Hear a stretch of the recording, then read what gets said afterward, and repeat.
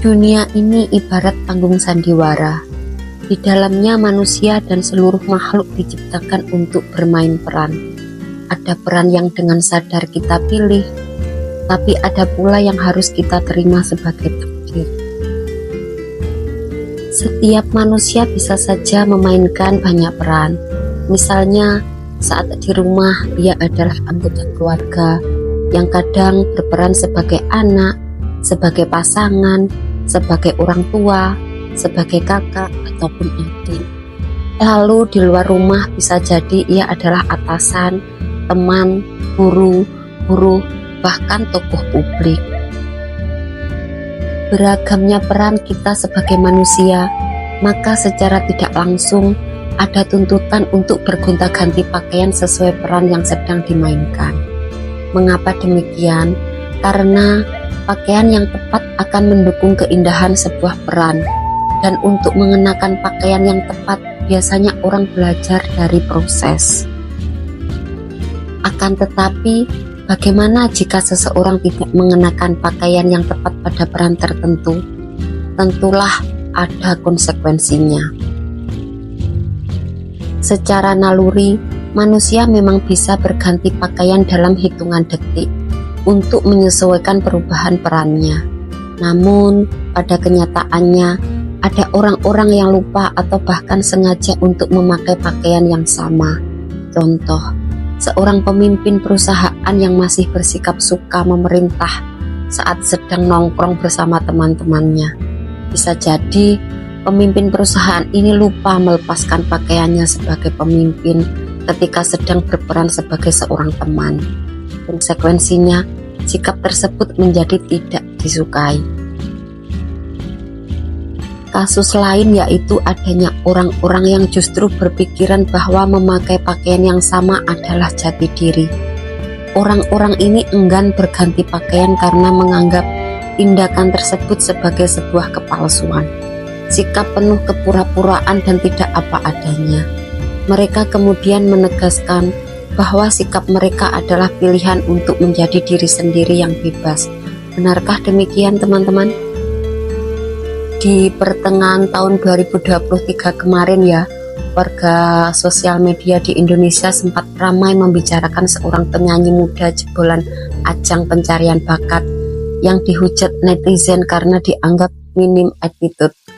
Pasalnya, di sebuah acara yang mengundangnya, penyanyi ini beberapa kali memotong pertanyaan host, tidak serius dalam memberikan jawaban, dan suka bergumam sendiri.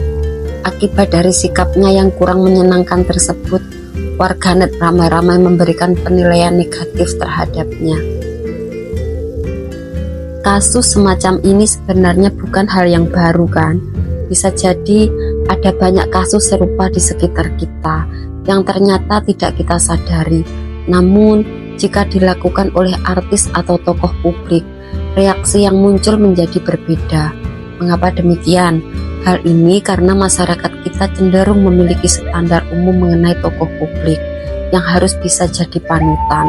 Itulah sebabnya, jika sikap yang ditampilkan ternyata keluar dari standar yang ada, sikap tersebut akan dinilai sebagai sebuah kesalahan. Akan tetapi, bagaimana jika sebenarnya si tokoh ini punya alasan sendiri dari sikap yang dipilihnya? Bagaimana jika ia sebenarnya tidak sedang lupa mengenakan pakaian yang tepat sebagai public figure ya? Bagaimana jika ia hanya sedang memilih menjadi dirinya sendiri? Apakah tokoh publik ini seharusnya memang tidak punya hak untuk bebas menjadi diri sendiri? Untuk hal ini, mungkin ada baiknya jika kita menyadari terlebih dahulu apa itu menjadi diri sendiri. Apakah menjadi diri sendiri artinya bebas bertindak sesuka hati? Tentu saja tidak dong.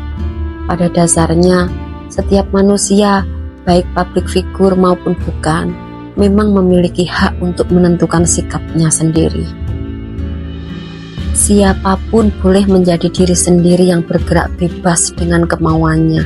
Hanya saja, kita perlu menyadari faktor risiko yang ada. Apakah kita siap dengan konsekuensi dari sikap yang diambil? Sebab jika tidak mampu menempatkan diri dan membaca situasi, pakaian yang tidak tepat justru bisa menjadi masalah. Sama halnya seperti bidak catur yang bebas bergerak di atas papan permainan. Jika sebuah pion bergerak dan menempatkan diri pada posisi yang beresiko, kemungkinan besar riwayatnya akan tamat. Demikian pula dengan kita, meskipun bebas bersikap, itu bukan berarti lepas tanpa pertimbangan. Tentunya harus bisa menimbang situasi dan tempat yang tepat. Juga sebaiknya tidak melanggar batasan. Mengapa demikian? Karena setiap permainan pasti ada aturannya.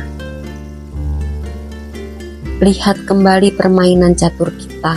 Tokoh-tokoh di atas papan memang boleh bergerak bebas, bukan? Namun, di dalam permainan tersebut ada aturan terikat di mana pola geraknya sudah pasti. Jadi, meskipun bergerak bebas, setiap bidak harus bergerak sesuai aturan terikat pada pola gerakan yang sudah pasti. Jika aturan tersebut dilanggar, permainan catur akan buyar pastinya. Lalu bagaimana dengan manusia? Manusia juga punya norma yang mengatur cara kita dalam bersikap. Aturan ini bersifat mengikat dan menjadi tolak ukur untuk menilai sebuah perilaku atau tindakan dalam sebuah kelompok. Oleh karena itulah, sobat onlineku, bebas bergerak bukan berarti boleh melanggar batasan. Berganti pakaian bukan berarti tidak menjadi diri sendiri. Kita hanya perlu berada dalam situasi yang tepat, supaya apapun pakaian yang kita gunakan bisa terlihat sesuai pada tempatnya. Bebas menjadi diri sendiri bukanlah sebuah kesalahan, sobat online. Hanya saja akan menjadi masalah jika kamu tidak bisa membaca situasi untuk menempatkan diri dengan tepat. Sekarang coba kita ambil pelajaran dari si raja hutan ya. Pernahkah kamu penasaran mengapa singa dikenal sebagai raja hutan? Padahal dia bukanlah hewan yang paling tinggi. Ada jerapah yang paling tinggi, singa juga bukan hewan yang paling besar. Ada gajah yang memiliki tubuh jauh lebih besar darinya. Bahkan singa pun tak jauh lebih pintar dari simpanse, bukan? Lalu, mengapa yang menjadi raja hutan adalah singa, bukan jerapah, gajah, ataupun simpanse? Untuk menjawab pertanyaan tersebut, kita memang tidak bisa mengabaikan fakta bahwa julukan raja hutan adalah produk dari cerita lisan dan tertulis. Kita tidak pernah benar-benar tahu apakah sesungguhnya dalam kawanan singa memang benar adanya kasta.